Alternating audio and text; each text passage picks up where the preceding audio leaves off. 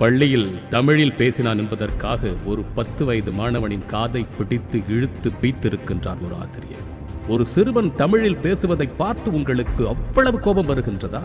ஒருவேளை ஆங்கிலேயர்கள் நம் நாட்டை விட்டு வெளியேறுவதற்கு முன்பு சில நாட்கள் உங்கள் வீடுகளில் தங்கிச் சென்றார்களா என்ன? அந்த உறவு முறை அப்படி தூண்டுகிறதா உங்களை? என்ன கோபம் வருகிறதா? ஒப்பற்ற ஆசிரியர் பணியின் அருமை தெரியாமல் கூலிக்கு மாரடிக்கும் உங்களுக்கே இவ்வளவு கோபம் வருகின்றது என்று சொன்னால், என் பிள்ளைகள் தமிழ் பேசினால் அவர்களை தண்டிக்கும் பொழுது தமிழுக்காக உயிரை விட்ட தலைமுறையில் பிறந்த எனக்கு எவ்வளவு கோபம் வர வேண்டும்? பள்ளியில் தமிழில் பேசுவதால் கண்டிப்பதும் தண்டிப்பதும் தண்டம் வாங்குவதும் பல ஆங்கில பள்ளிகளில் அன்றாட நிகழ்வாகிவிட்டது. நாமும் சொரணை இழந்து பல ஆண்டுகளாகிவிட்டது. எல்லாவற்றையும் பொறுத்துக் கொண்டும் சகித்துக் கொண்டு போகத் தொடங்கிவிட்டோம். என் பிள்ளை ஆங்கிலம் பேசிவிட்டால் அறிவாளி ஆகிவிட்டான் என்ற அடிமுட்டால் சிந்தனை எல்லாவற்றிற்கும் குனிந்து கொடுத்து வளைந்து கொடுத்து முதுகெலும்பு உடைந்தே போய்விட்டது. எத்தனை மொழிகளை வேண்டுமானாலும் கற்றுக் கொடுங்கள், ஆனால் என் தமிழை இருட்டடைப்பு செய்துதான் உன் மொழியை வளர்க்க வேண்டும் என்று நினைக்கின்றாயே. உண்மையான தமிழ் வித்தாக இருந்தால் நீ அப்படி நினைக்க மாட்டாய். அப்படி என்றால் யாரடா நீ?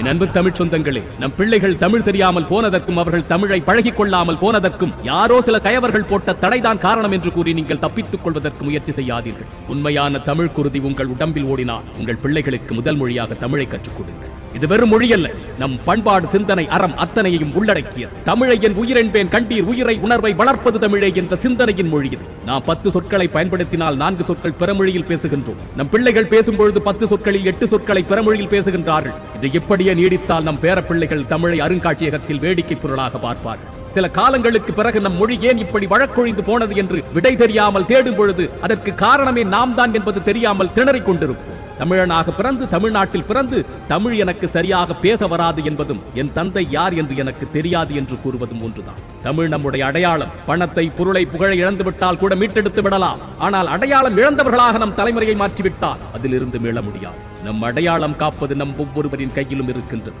வீட்டில் தமிழில் பேசுங்கள். பிற மொழி கலவாமல் பேசுவதற்கு நம் பிள்ளைகளுக்கு பயிற்சி கொடுங்கள். தமிழ் நூட்களை கொஞ்சம் கொஞ்சமாக அவர்கள் படிப்பதற்கு பழக்குங்கள். பொதுவெளிகளில் பேசும்பொழுது தமிழில் தான் பேச தொடங்க வேண்டும் என்று அவர்களுக்கு சொல்லிக் கொடுங்கள். ஐயா, அம்மா, மாமா, அத்தை, வணக்கம், நன்றி, மகிழ்ச்சி, நல்லது, சிறந்தது என்ற வார்த்தைகளை அன்றாட வாழ்க்கையில் பயன்படுத்துமாறு அவர்களை பழக்குங்கள். ஒரு மொழியினுடைய பாதுகாப்பு என்பது அதன் பயன்பாட்டில் தான் இருக்கின்றது என்பதை மறந்து விடாதீர்கள்.